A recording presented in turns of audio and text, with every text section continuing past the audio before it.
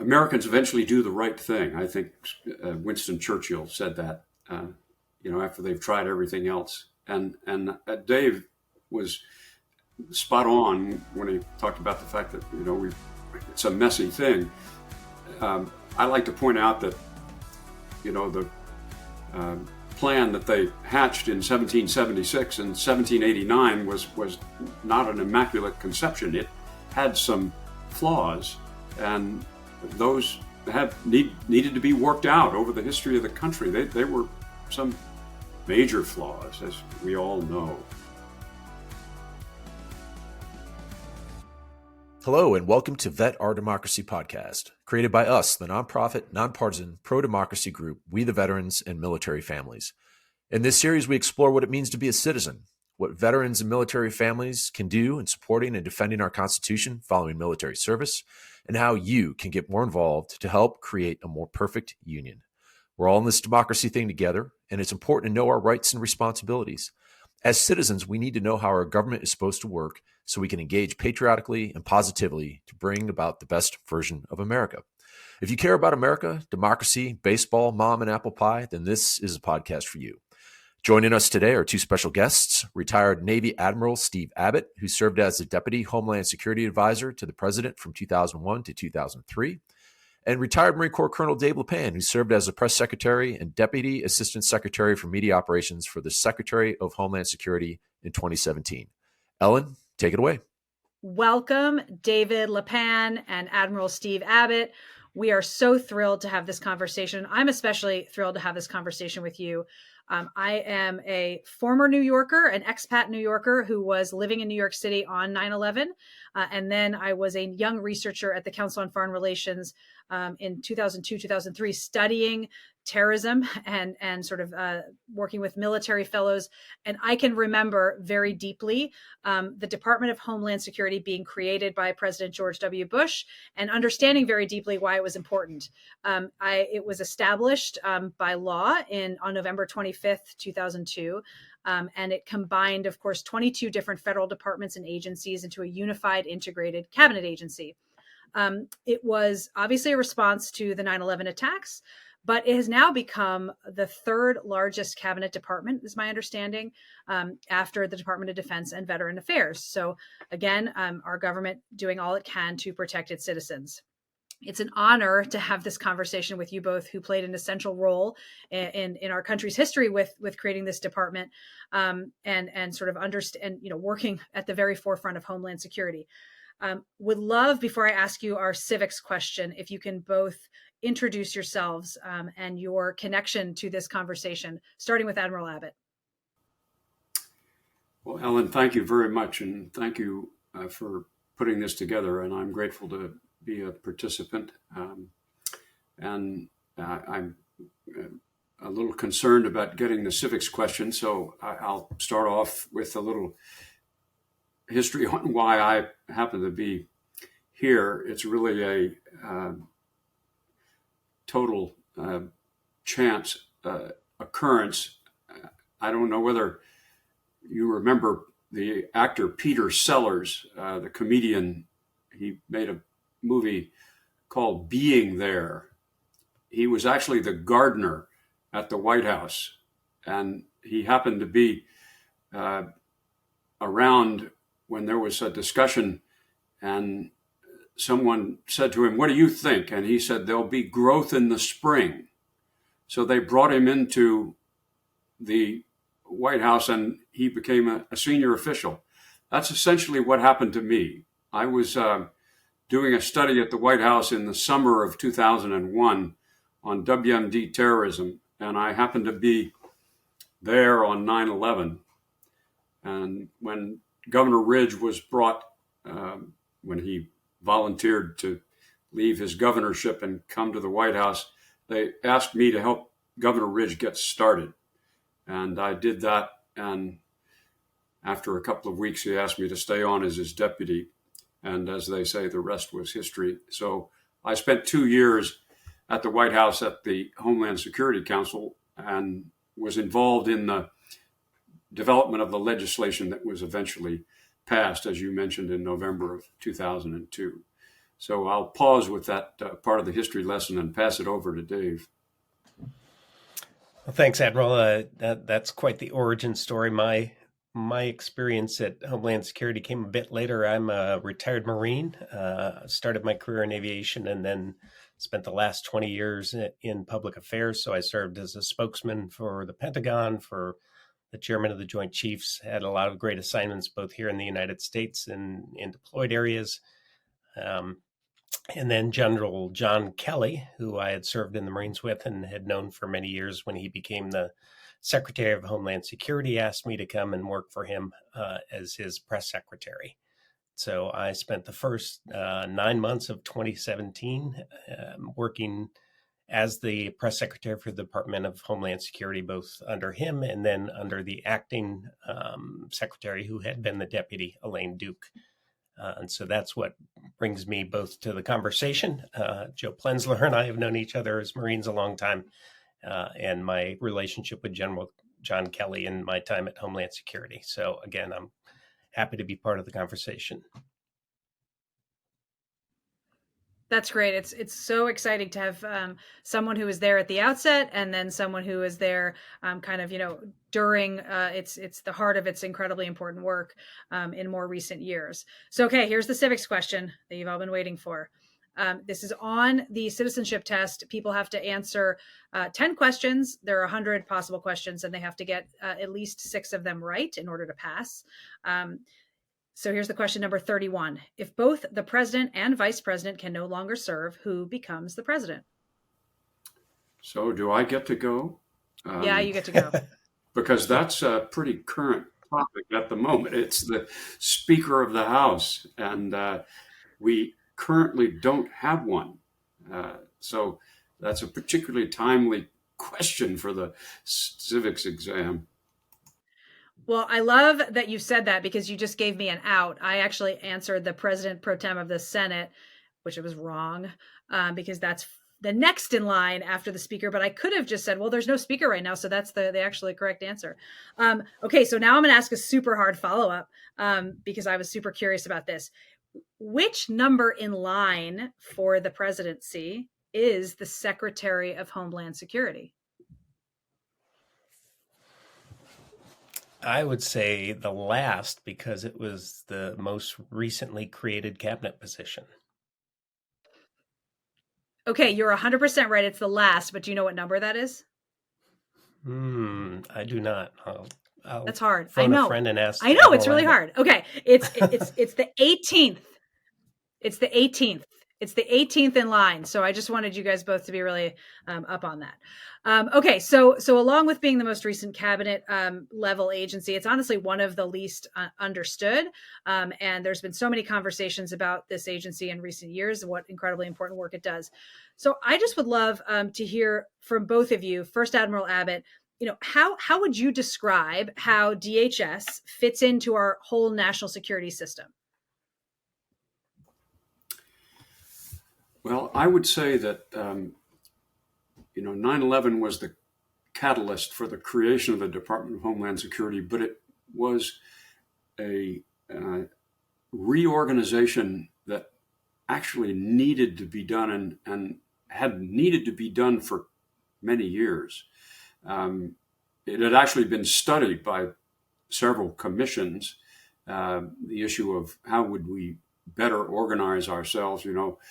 Most countries have interior departments and other organizations of a similar name that perform the functions of our Department of Homeland Security. But we, as you pointed out, had, those duties spread out among 22 different agencies. And one of the things that was described to me early on was we have somebody drive up to our border and they have not one official who comes over to talk to the person after he rolls the window down. We have 5 different folks that come over, for customs and agriculture and security and so forth.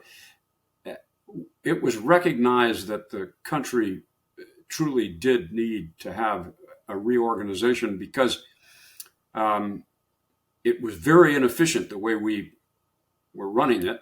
And 9/11 showed that we had really serious vulnerabilities. Americans generally think about defense as something that we do overseas, and 9/11 brought it home to us that we have to ensure that we're defending Americans here at home. And that's the duty of the Department of Homeland Security. And so that's its role in our national defense. And I think if you can break it down and talk about its individual parts and how each of them fit into that, whether it's the Coast Guard or the Transportation Security Administration or U.S. Customs, but they all form part of the defense of the country. And they also perform services for our citizens that are essential. So that's why we needed it. That's why we have it. And that's why it's a whole lot better than what existed before. Thank you. Yeah. I mean, I like I said, I distinctly remember that as a student of, international relations and national security, and again, living in New York during 9/11, that we learned that we had this vulnerability.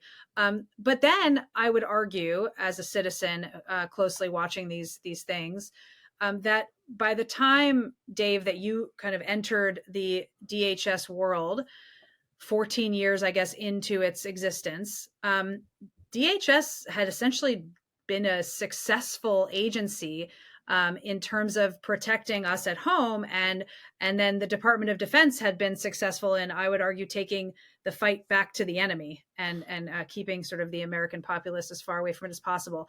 How would you say, from your experience during that time, how did you see DHS fitting into the general national security apparatus and keeping people safe?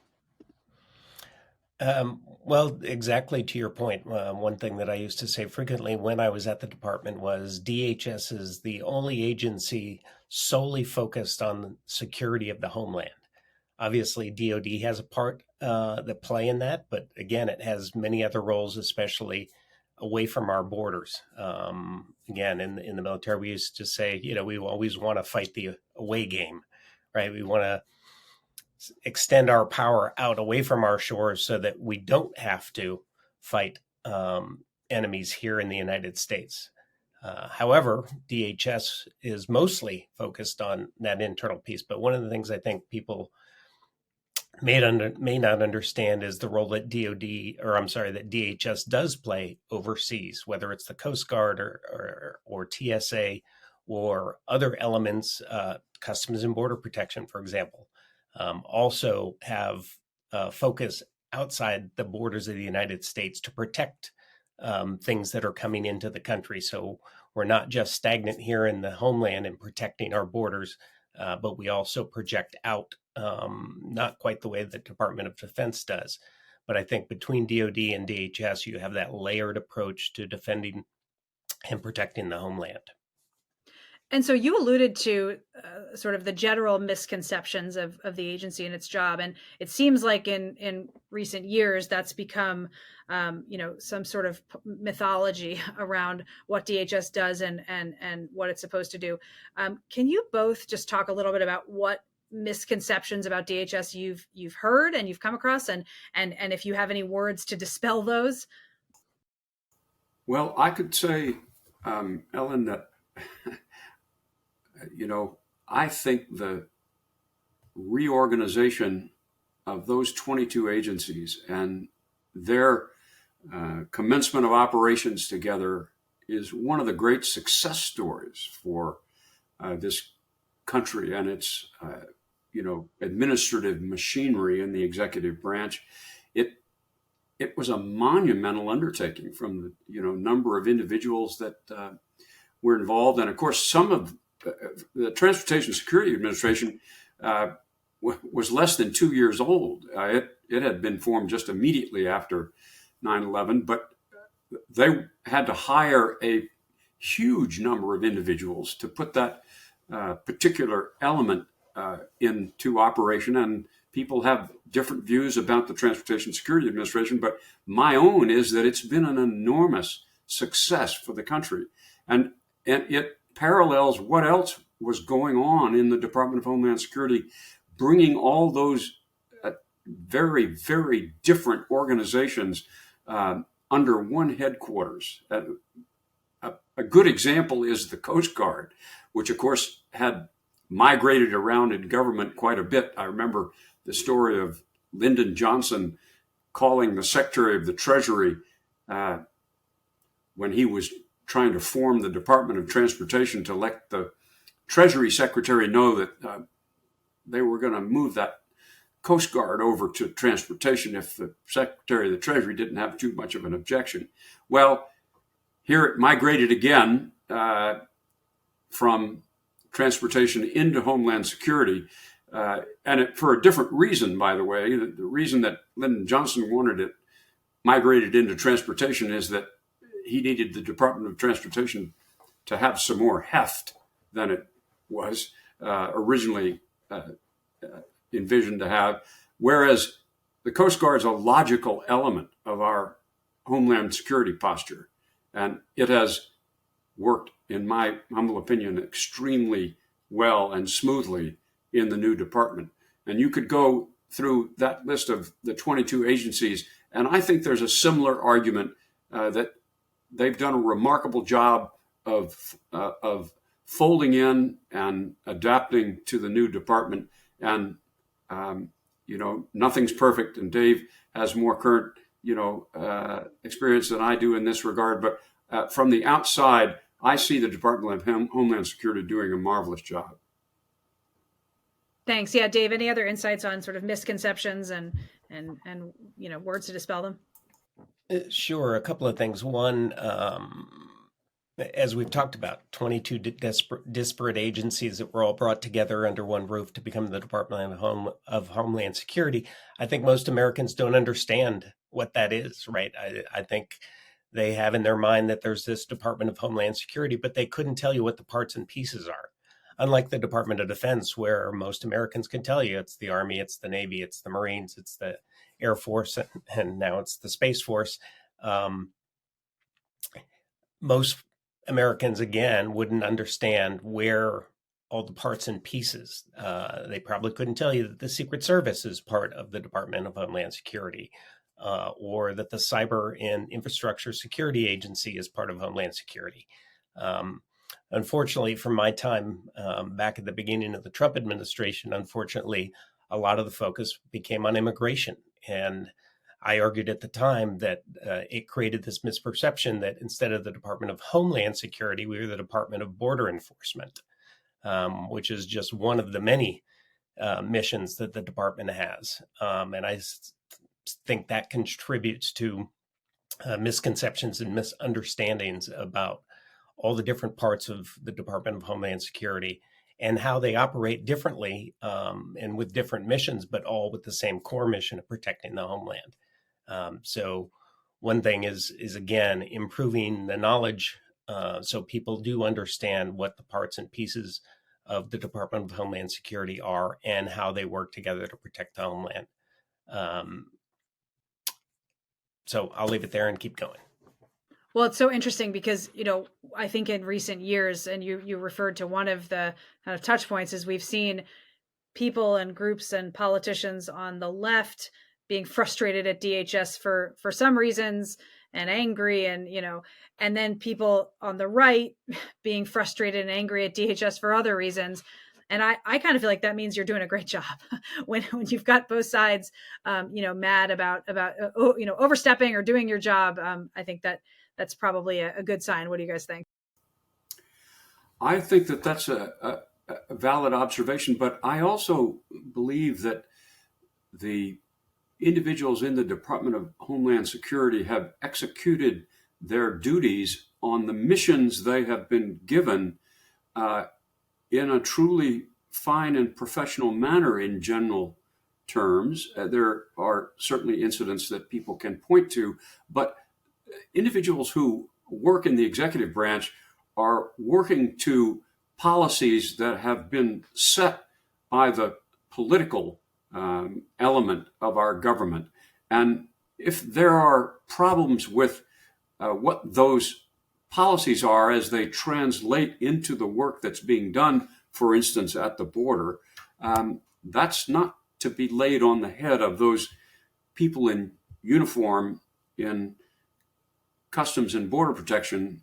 In my humble view, it's laid at the feet of the politicians who are setting the policy.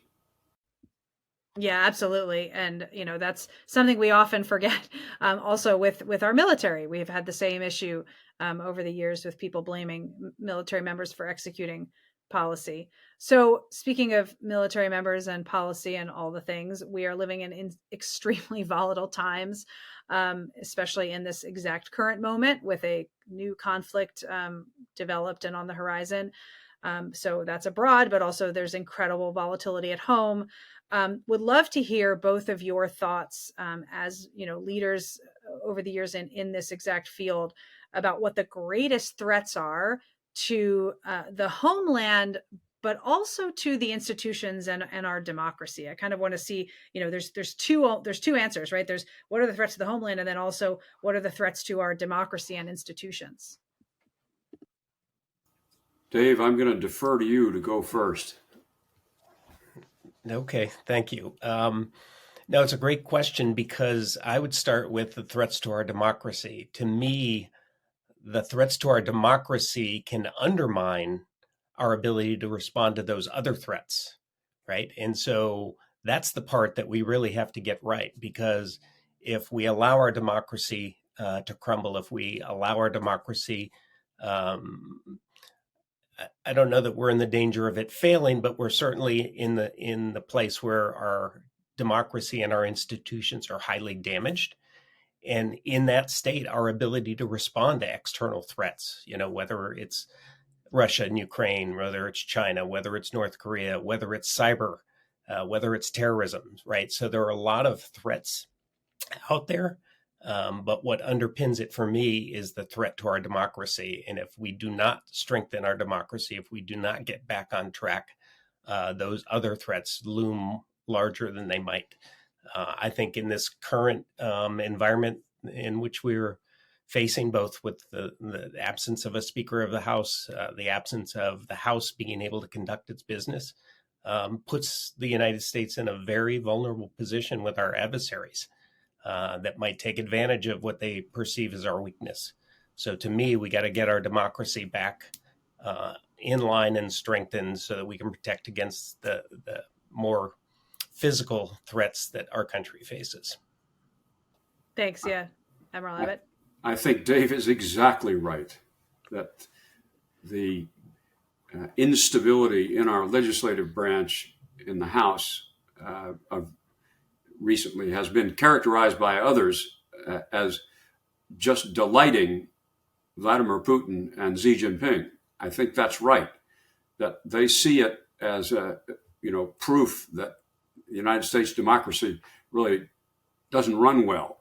Well, they have a point, and it's up to us, the people, to do the necessary maintenance on the system to help it run better than it has.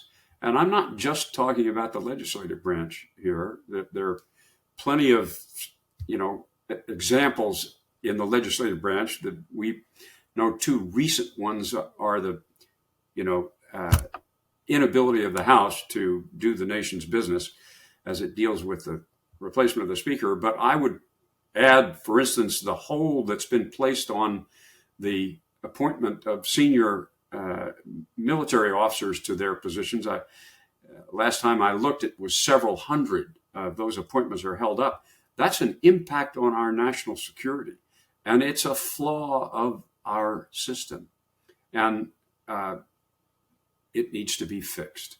And I could go into a litany of other problems that we have in the electoral system, gerrymandering, the Electoral Reform Act, obviously much needed, but it's not just the legislative branch, it's also the judiciary, and it's also the executive branch. And my opinion is that there needs to be a look at what could be done to fix these problems, and where they are entrenched in a system like our Congress, where they simply can't fix themselves because of the fact that it would dilute the power of individual members, then it needs to be made by some, deliberation of others, or perhaps bring back a Simpson-Bowles type approach to look at democratic process and make recommendations to help fix the democracy, which, as Dave and I mentioned before this started, has gone wobbly. And we need to work together to right the ship. And I hope perhaps we can get around to talking about, well, should people who served in uniform be involved in any of this? Well, we will get around to that. Absolutely. Though I'm really curious, because you both made me think that you both talked about the current, right now, 2023, sort of volatility within our democracy. And a lot of times people say, oh, well, America's been at odds before, and there's been hyperpartisanship before. But you have both been involved in DHS and Homeland Security at times when I don't know if in 2017 and in 2001, 2002, people would have said the biggest threat to America is what's happening internally. I think you might have had a different answer then. And I'm curious if you can contextualize that from those moments in history. Would you have said that it was like the internal American democratic institution that was the problem, or would you have actually looked at outside threats as the bigger problem? I would have looked at the outside threats. Again, our democracy is meant to be, right? It was built to be messy. It's never going to be perfect.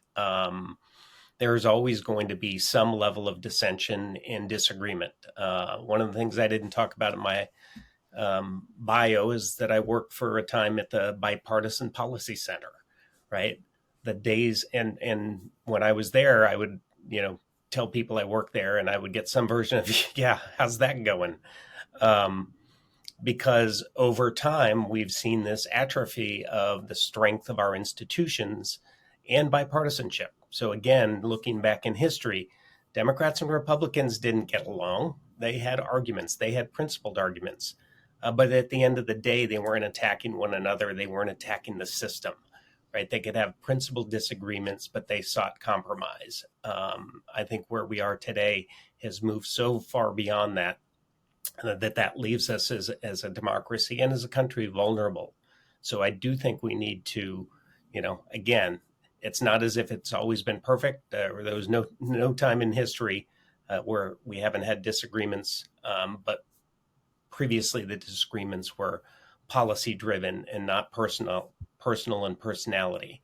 And they weren't done in a way to damage the institutions in the ways that we're seeing today. And I think that makes us weaker and more vulnerable than we have been in the past. Yeah, I mean, not to be a total history nerd, but a lot of people might not remember that there was an insanely contentious election in 2000 that led to involvement by the courts and eventually a president who didn't win the popular vote, but became the president and was not a president in a massively united country. But amazingly, if I remember history correctly, in my younger days, and Admiral Abbot was living this moment in history, as he previously said, we did come together. There was an unbelievable groundswell of unification after 9/11. And I'm just curious, Admiral Abbot, if you would agree that was, challenges to our domestic, by our domestic politics to our democracy was not the threat to the homeland and our security then as it is today. So Americans eventually do the right thing. I think Winston Churchill said that, after they've tried everything else. And Dave was spot on when he talked about the fact that, it's a messy thing. I like to point out that, the plan that they hatched in 1776 and 1789 was not an immaculate conception. It had some flaws, and those needed to be worked out over the history of the country. They were some major flaws, as we all know, and the way the electoral machinery ran was not entirely the voice of the people deciding, for instance, who was going to be president. If you look at the election of 1876, which resulted in the end of the Jim Crow era, that it was a messy process that eventually got fixed. And so, I could go on with,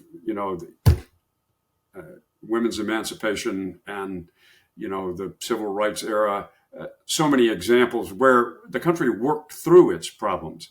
I think that actually trying to hold up a yardstick for me to say, the internal threat is greater at the moment than the external threat, I don't think that's the way I look at it. I say, the threats ebb and flow and sometimes can't be anticipated. And we need to be prepared to meet those threats when they do. And that's true both domestically and overseas. And some of the modern challenges have presented enormous issues for us as a society. I just raised the cyber, world as one example. But we need to do both things well. And we've needed the Department of Homeland Security to mature just as it has in order to handle the internal threat. So to get to the question you were hoping to go to before, Admiral Abbot, you are both you're both veterans, although I know once a Marine, always a Marine. So I'll call you a veteran and a Marine, Dave. Yes. And you're obviously both you're obviously both patriots. You've served your country in uniform and in other capacities. And so it's interesting that we have often these perceptions that, what is the special role of veterans and their families to comment on, the state of our democratic system, how that affects national security, because it really does affect us. And it affected our lives, your lives when in uniform. What do you think veterans and military families, could be doing, should be doing, can be doing to help reinforce our democratic system because it is so pertinent to our national security? Helen, would you like me to jump on this one? It's one of my favorite Yes, topics. I know. This is your thing. I know. Go for it. Well, I usually start out by saying that all of us who wore a uniform swore an oath, to support and defend the Constitution. And that was a solemn oath. We were bound to it. But in the years since I left uniform, I realized I still have a commitment to that oath, which I think goes over for all of us as citizens to support and defend the Constitution. And it's not just those of us who were former military, veterans, retirees, people who are in the families of those of us who were actually in uniform. It's every citizen of the United States ought to be part of the effort. We were talking, I think, earlier about how civics education is, we need to turn the rheostat up on civics education. But for those of us who were in uniform, I think we understand that you can continue to serve, and it depends on what your circumstances are. If you're Dave Lapan and you're in a position to be able to go serve in a senior policy position in the Department of Homeland Security, what a wonderful way to contribute to your country. It's not something everyone is either equipped or positioned to be able to do, but we all can participate in one way or another. Joe Plensler drafted me into being a worker at my local precinct in the election process. So I'm an election worker now because of Joe Plensler. And I think all of us should be looking for those ways in which we can help the country move along. And it depends on where we are and what we have and what we can do, but we all ought to participate. I have one of my best family friends became the mayor of Winter Park, Florida. And we all know we've had wonderful former military people in senior positions. John McCain was a family friend. I often remind people that 5 of our presidents were career military officers. So it's perfectly reasonable for former military to continue to serve their country after they leave uniform. Dave, any thoughts about ways that our community, veterans, military families can reinforce the system, the norms, especially because it's so important to national security? Absolutely. I'd make 3 points following on what Admiral Abbot said. First, as he mentioned, right, when we served in uniform, we raised our right hand. We swore that oath to the Constitution. I think by and large, and I can't obviously speak for everyone, but for me, when I took off the uniform, that didn't go away, right? I didn't only have that oath to protect and defend the Constitution because I was in uniform. And then once I retired from the military, I no longer had that obligation. I certainly didn't have to raise my hand every time and do it as regularly as I did in the military. But within me, there was still that oath that whether I'm in uniform or without or outside uniform, I'm going to take those same steps. And I think that that's important for veterans to remember, is that when they take off the uniform, it doesn't mean that their dedication to our Constitution and to our country ends there. One of the things I think, though, that veterans, once they leave the military, often feel out of place in politics or engaging in politics. One, because while they were in uniform, it was restricted. It's not as if they couldn't. But I think a lot of military folks, and me personally, there was a time that I didn't actively participate in politics because of this idea that, we have to remain apolitical, or at least nonpartisan. Right. And so once you take off the uniform and you retire, you become a veteran by any means, you have more freedom to engage in the electoral process, and whatever that is, whether it's, simply voting, the basic responsibility of Americans to vote, whether it's getting involved in campaigns, whether it's, fundraising, whether, there are many ways to do that. And I think sometimes veterans come out of the military not really sure how to make that transition into a world that they didn't really participate in, at least very actively, while they were in uniform. And as Joe has done, and as Admiral Abbot talked about, volunteering to serve on election day or at polling places. The key terms there are volunteering and serving, which is what we in the military and those who become veterans often look to do after we hang up the uniform. So those are great opportunities to get involved.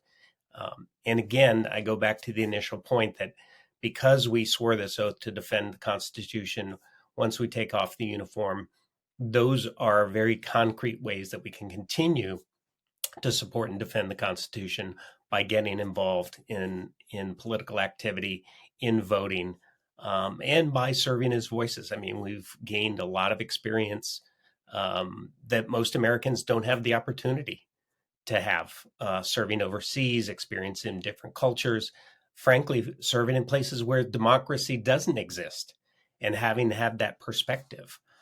So there's value to us in bringing that into the political arena once we leave uniform. Yeah, thank you so much. One thing we talk a lot about at We the Veterans and Military Families is that we have lots of discussions in our political, arena about our rights, but fewer about our responsibilities as citizens. And of course, people who have joined the military have taken responsibility for their citizenship and signed up to defend taken the oath to defend the Constitution. And I think it's so interesting, one of our responsibilities, it seems that, especially, like I say, living through this, that when change was needed to find a way to better protect our homeland, leaders under George W. Bush and, Governor Ridge stepped up and said, we have the responsibility to make a change that will better protect our homeland. And again, looking at it now, it's been 21 years, 20 years, I guess, since the department was stood up. It seems like it was incredibly successful. That change, that new way of doing and organizing our homeland security was successful. And I would say you two had a hand in that, and we are very, very grateful for the fact that you continued to serve after you took off the uniform and serve in the capacity that you did. Any final thoughts about DHS that everyone, especially military families and veterans, should know? I would only say that every time I see a member of the department, and I think like a lot of people, much of that is traveling through airports these days, but it also involves, getting my passport stamped. And I would just want to acknowledge the wonderful service of those individuals, how much we rely on them, and say that I'm truly grateful for it. Dave, any final thoughts? Final thought, going back to your original question about the citizenship test, right? It's not lost on me that to become an American citizen, you have to pass this test, right? You have to understand civics. You have to understand the system of government. To be an American, you don't have to have any of that. So I think the obligation for all Americans, but certainly for veterans and veteran families to lead the way, is on being educated and remaining educated about our system of government and taking an active role in making it better. Again, it's sloppy. It's never going to be perfect. But the worst thing that can happen to our democracy is antipathy or people turning away. I know that it's tough to watch the news every day. There's lots going on. It can affect people, viscerally. But I worry that in an effort to kind of, protect ourselves from some ugliness that's out there in the world, both outside our borders and now inside, is that people turn away and stop paying attention. And I worry that someday folks are going to wake up and say, how did that happen? Right? So the key is remaining educated, remaining engaged, and not turning away just because it's tough, because that's when we're, again, like on 9/11, we're going to be surprised by what happens. Well, a round of thank yous. Thank you, Admiral Steve Abbot. Thank you, Dave Lapan, for your leadership, your service, both in the military and at the Department of Homeland Security. And I think a final thank you I want to make is to remind people that are listening to this to thank your TSA workers, because they are also serving. And the fact that, we were so incredibly grateful for them 21 years ago, 23 years ago, when we were, in the aftermath of an attack and we needed that security. And now there are signs up begging American citizens to not harass these folks is something that we should all care about, turning the tide on, especially veterans and military family members. So thank you both, and please go out and thank your TSA security folks, because they're doing their best. Thank you so much for listening. If you found this podcast episode interesting or useful, please share it with the people you know. This episode was co-hosted by Joe Plunzler, Ellen Gustafson, and Jeremy Butler. The audio and video were edited by Cameron King. Vet Our Democracy is a production of We the Veterans and Military Families, a 501c3, not-for-profit, nonpartisan, pro-democracy organization. We are focused on promoting positive and patriotic civic engagement to strengthen American democracy. Find out more about us at wetheveterans.us and follow us on social media. Until next time.